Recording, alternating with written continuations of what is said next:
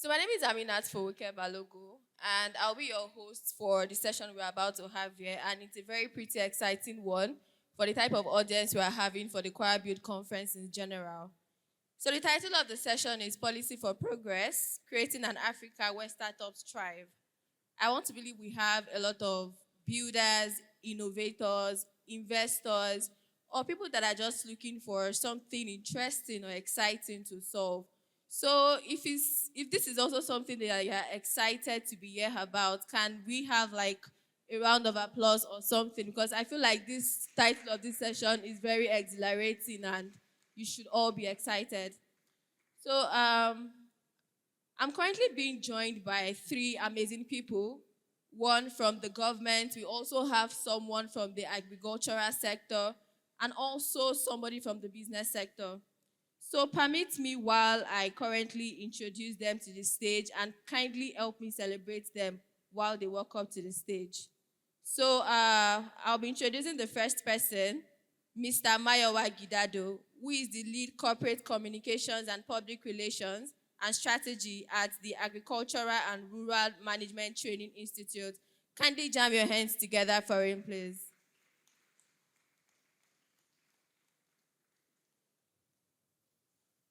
Please, we can do better. So the next person is Mr. Riliwan Akeyewale. He is a business strategist and growth professional.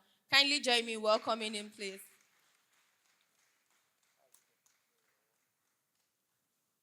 Thank you very much. So the last person is someone from the government who goes by the name Honorable Ishola Kayode. He will be joining us virtually, and hopefully once he's in, the technical team can have something to display. So without wasting much of our time, I would really like us to get into it. But before we do that, it's very important for us to understand who these people are and what their roles are and how they align into policy, because it's one thing for you to build something, it's another thing for you to understand the support system you will need, specifically in the tech ecosystem.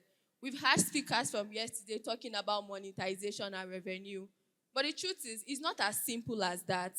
There is a lot of role the government can help us do as regards those things. So this is why conversations like how policy development are being made is important and how they affect us. So I'd like to hand over to Mr. Mayowa to please help us give a very brief introduction about himself, then hand over to Mr. Riliwan, then we can proceed into it. Over to you, sir. Thank you very much. Hello, everyone. My name is Mayowa Gidado. I work at an federal government agency called ARMTI, that's Agricultural and Rural Management Training Institute. I lead corporate communications, public relations, and strategy in ARMTI. I am not your conventional tech person, but I am someone who is passionate about innovation, passionate about creativity. And so it's interesting for me to be part of this discussion where we can find where these things dovetail together. Thank you.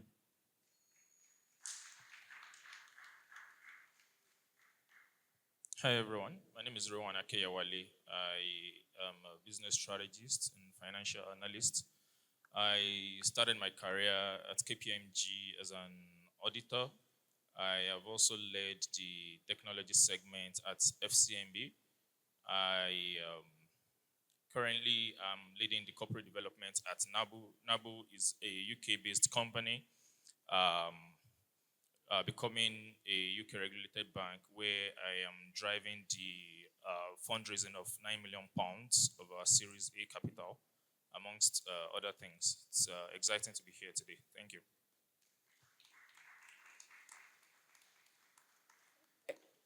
Okay. Thank you very much, sir. So let's dive into it.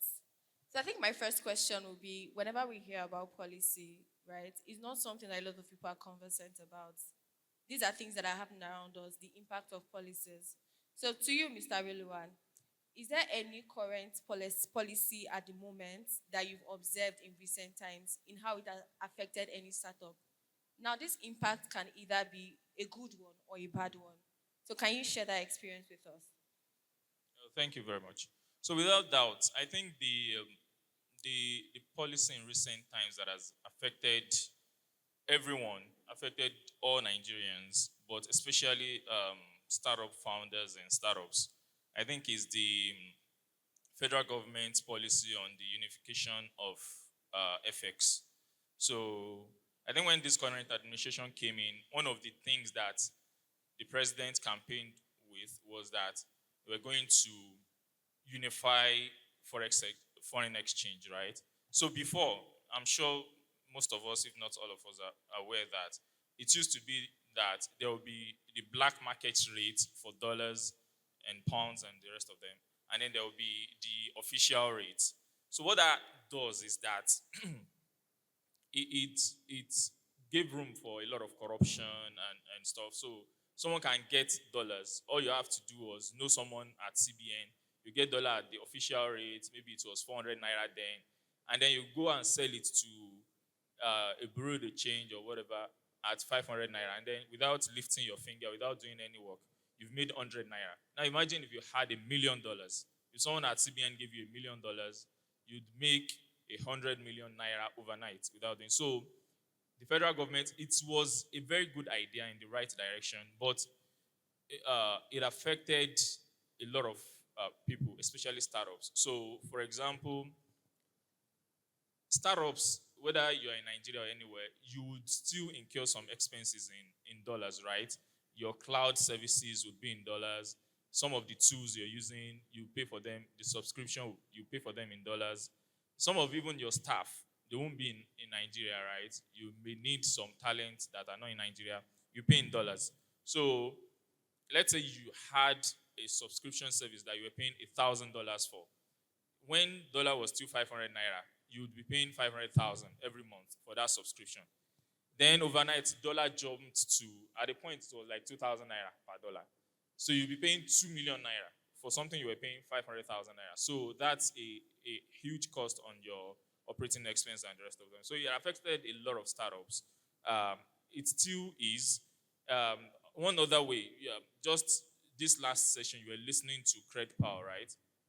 So let's say CredPal or another fintech startup, they've gone out there and raised a venture debt. Venture debt is raising like a loan that give us $10 million as a loan, would pay back, want to use it to, give loans to Nigerians or whatever.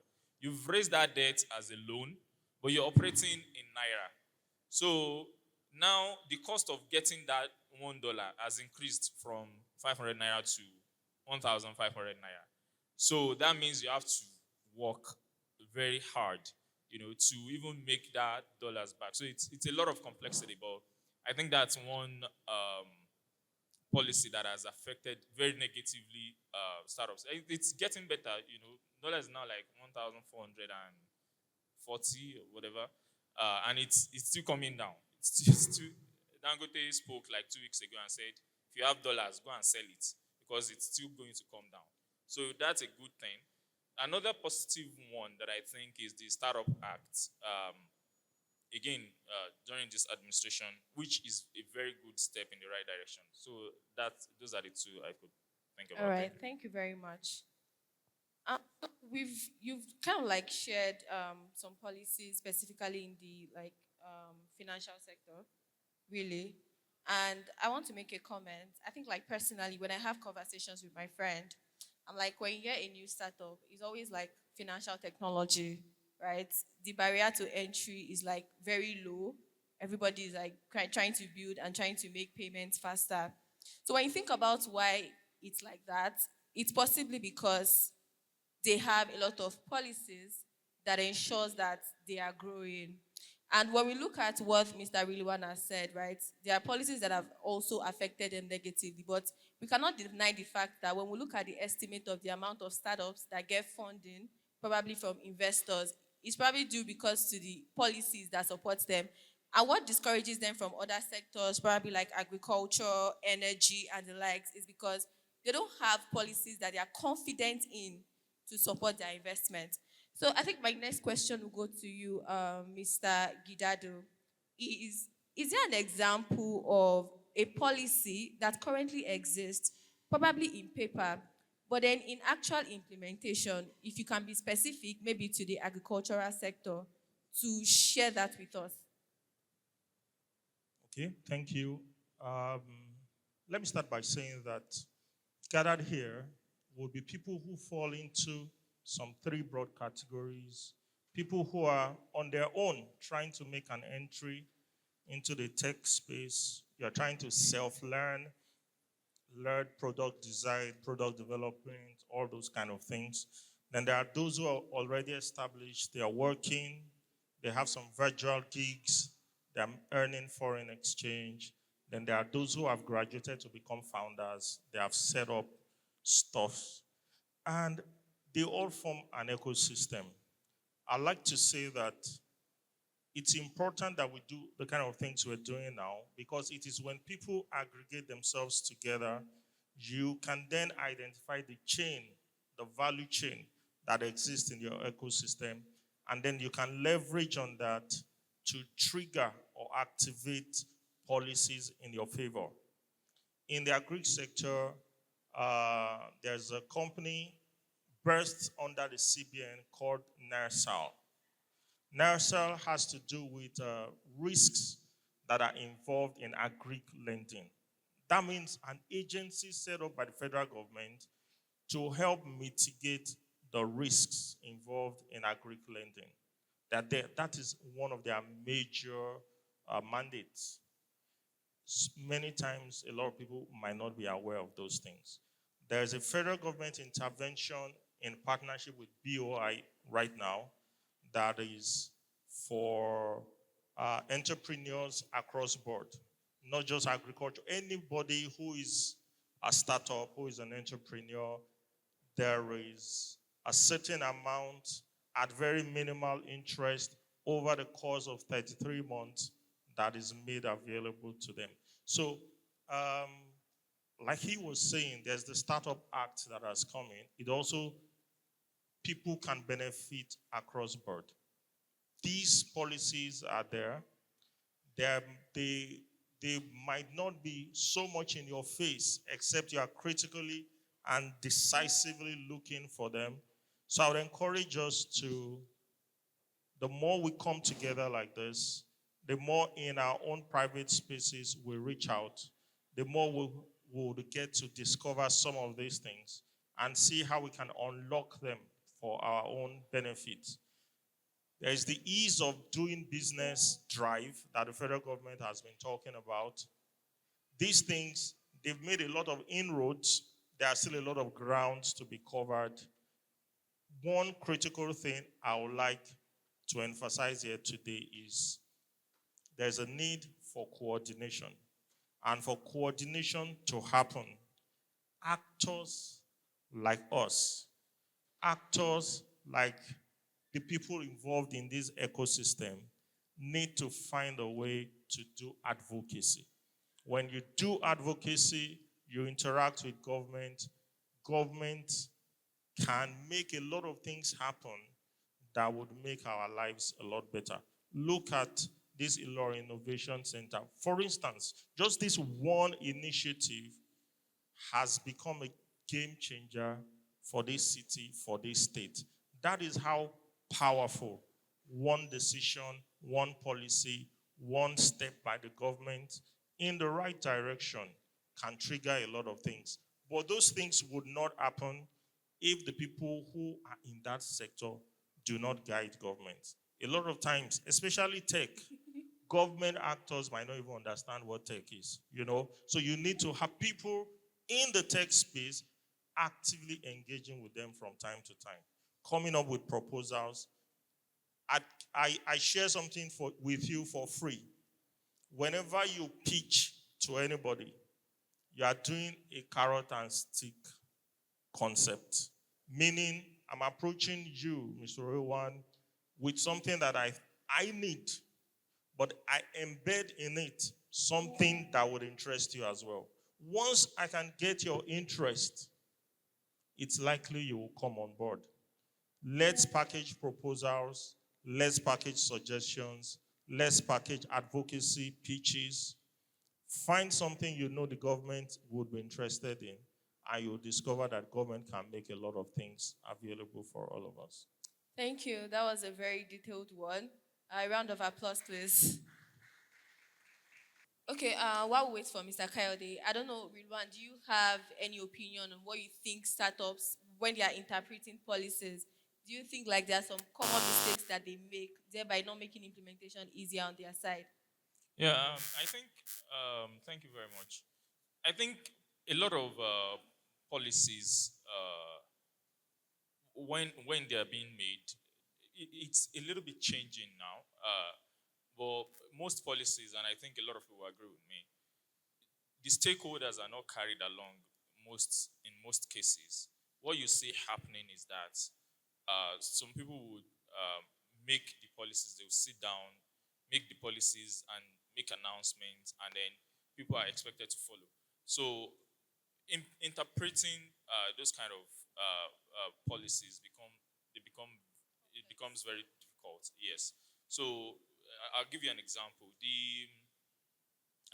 It creates a kind of disconnect. The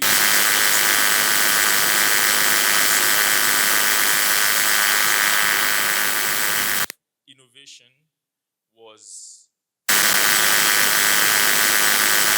one barrister, one person from Oyo State, knew nothing about tech or innovation. And so I think it was 2019, 2020, Mark Zuckerberg came to Nigeria. 2010. Was it 2010? Yes. Okay. No, it wasn't that far back. 15. It was 2016, 17. Came to Nigeria basically, went to CC Hub, basically met the tech guys, right? Went to CC Hub, met Bosun, met the tech guys that were doing awesome stuff in Nigeria, and flew back. Like, I think went to Ghana or Kenya. So it was after he had left that President Buhari was now saying, the Facebook guy that they said came to Nigeria, where is he? He said, the guy has gone back. He has met the people. They now start, they had to get Mark Zuckerberg to come back to Nigeria, did photo ops with the president and all that. So the point I'm trying to make is that in most cases, right, there's a disconnect from the people that are making the policies and the people that are supposed to implement the policies. So I think there should be more, hand-in-hand synergy, and it will make, if I'm part of the, the process of making, if I'm part of the process of making a policy, following it, you can't say I can't follow it. I can't say I won't follow it because, So I think stakeholders have to. So let me give you an example. One of the initiatives of this current government that I think is the 3MTT initiative by the. You can see before they did that, they called Bola Lawal was part of I think that was on stage like an hour ago or something. Was part of the people that the stakeholders that they called in a room and said, what do people really need? What do young people need? How can we scale this? And then they came up with, okay, let's train 3 million young Nigerians in different tech skills for free and so on and so forth. So it becomes easier and becomes practical. What you see is people that don't even know, and it's not a Nigerian thing, I'm very sorry to say. There was a time when Facebook was having issues about privacy and things like that. And then they called Mark Zuckerberg, US Senate. They called him and said, oh, yeah, come and explain yourself. The questions they were asking were not making sense because they didn't know anything about, most of them didn't even know their own password, Facebook password, So I think if there are more synergy, it becomes easier for implementation and adoption of policies. Thank you very much for that. I think we've been able to get a very good example of how the government and the ecosystem partnership can enable better growth for different sectors in our economy. But then the truth is that that's just one example. There are so many instances right now that is currently out of our control, and we can't wait for forever to have this partnership to occur. Meanwhile, in actual startups, we cannot wait for 2 to 3, 5 years for us to get an actual implementation right. And this is to you, Mr. Riliwan, again. You're a growth strategist. You work with startups. Your job is to scale and reach millions. But then sometimes policies actually stifle innovation. But what would be your advice to startups right now? How they can manage the situation of the current policy implementation without stifling their growth? Oh, thank you very much. So I think there are a few steps to it. One of them I already mentioned it. So don't build in a silo, right? It's very important as you're building to engage the regulators, to engage otherwise, you still have to go back. So I'll give you another example. A few years ago, I think 2019 also, who knows here knows max.ng? Do you know max.ng? They operate bikes. We know max.ng. They are in Ilorin too now. So their business model now is totally different from their business model then. So max.ng started as a dispatch service, but with a strong tech backbone. So what they do is they dispatched packages, letters, boxes for people within Lagos. And then they scaled from there and became a regular bike hailing service like Uber, but for bikes. So if you're going from GRA here, you're going to Gerialimi, you just, on your app, you call a bike, the bike will meet you and take you, just like Uber. So they were doing really well. We woke up one day, and then around that time, it was when OP also entered Nigeria. OP also joined in the game. OP had a long-term game of becoming like a mega fintech, but that was just their market entry strategy to, get data and all those kind of things. So that's not where I'm going. We woke up one day, and Lagos State government said, no more bike hailing service. Why?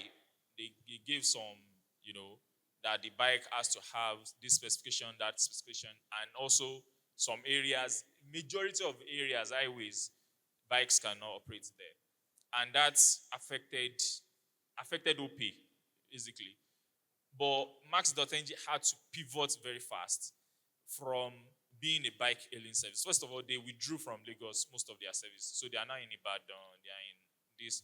And then they pivoted their business model from being, okay, you book your bike ride on an app to becoming like an hire purchase app, like a finance company for bikes. So they'll give you a bike. What they do now basically is you need a bike, like an Okada person, but you don't have money. So they'll give you the bike as an hire purchase. And then every day as you are making money with the bike, you pay them, you remit something to them every day until you own the bike, maybe after 2 years or whatever. So what led to that? That thing that they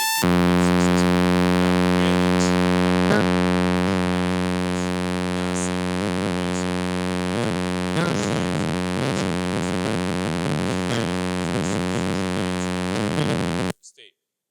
Even Gokada, companies like Gokada had to pivot fast to now delivering food and things like that. So the point I'm trying to make is that you have to build with the government, with like deliberate.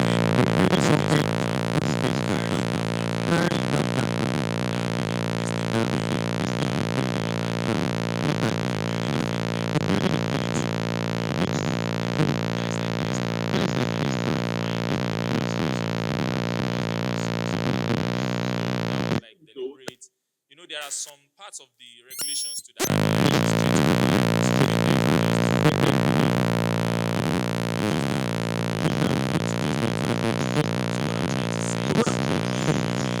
Carry the regulator along from the start. So it will save you a lot of trouble.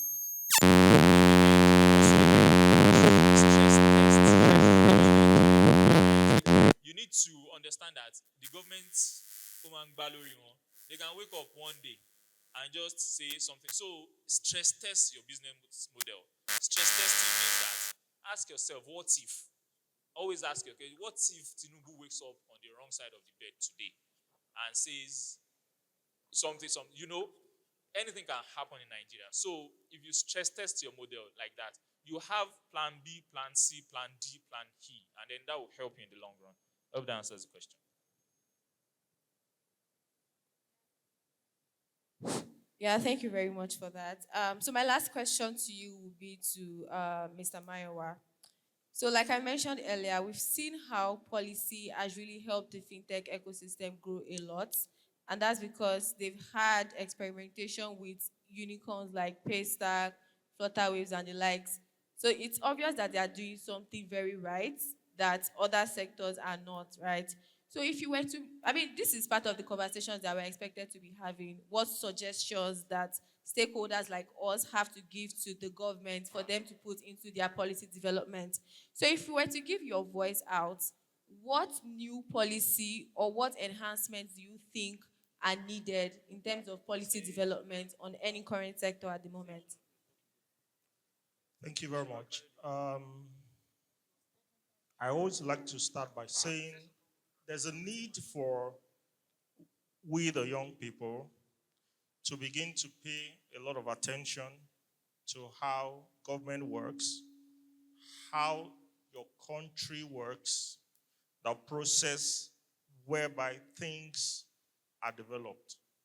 For instance, if I ask you, can the average young person talk about how laws are formed in his country? Do you know what the process is? Do you know what it means when they say someone developed a bill and then the bill is passing through first reading, second reading, and then they get to a point where they are having what they call a public hearing, which is something like this. You see, at a public hearing, what you just talked about is what is happening. They are stress testing. They're trying to sample the opinion of the public. This policy or this bill is about to become a law.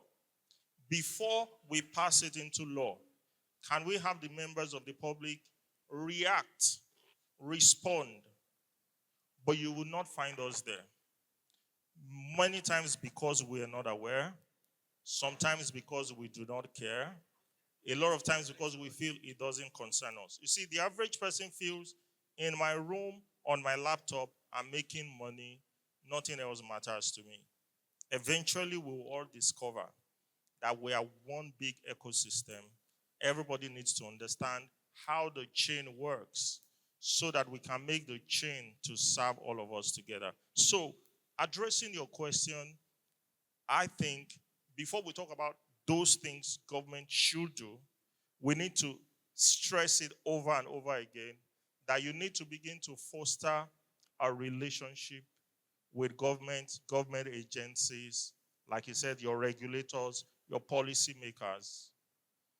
I relate a lot with Kamal of Malhub and Kwara Build, not because I'm very much into the tech space, but because he understands that this guy works for a government agency. Let's not be far. You would be shocked at how much you can achieve. If you discover a government agency, you check the random website, you see the website, there are a lot of things we can do to improve this website. You do a demo, take it to the agency, and just pitch it to them that I did this thing for your website. I try to make your interface a little bit more appealing, and I just did it for free. They take an interest in you. When they have events, they want to invite you. Maybe you just want to help them with their live stream. When you have events like this, you invite them as well. It is until the government begins to understand you very well that they can serve you very well. I have referred to this innovation center. This is the kind of hub every state should have. Infrastructure such as internet, power, those are things all of us need critically right now. So if government can be coming up with systems and structures that make infrastructure accessible. Imagine a state has a building that has several floors. They power that building with 24 hours of electricity, put super strong internet there, and just invite any young person who has work to do. Feel free to go there and just do your work. It will reduce your overhead greatly. And then we need to begin to inculcate tech knowledge into our educational system so that the next generation are going to be people that naturally, having gone through school, they're already tech enabled. These are just a few of the things we need to do.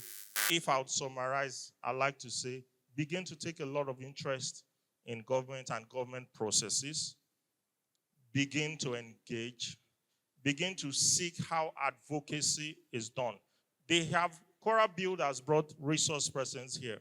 Find a way to reach out to us and let us begin to do some hand-holding and show you some practical things that can be very useful to you starting from today. Thank you very much. A round of applause, please. Thank you very much, sir, for that advice. So to round off, if you are a tech bro somewhere in your corner in your house and you are building cool stuffs, policies are things that you're supposed to be concerned about and start having conversations about that. And I'm very grateful that a lot of things we've covered here are the impact in which policies have on us as startups in the tech ecosystem, the current gaps that we have, and how we can contribute towards ensuring that these policies that are being developed, there are so many intentions that go into them. But if we do not address certain gaps, we won't be able to see the type of growth that we expected to see. So thank you very much to my panelists, and thank you so much to my audience. We are really grateful. A round of applause, please.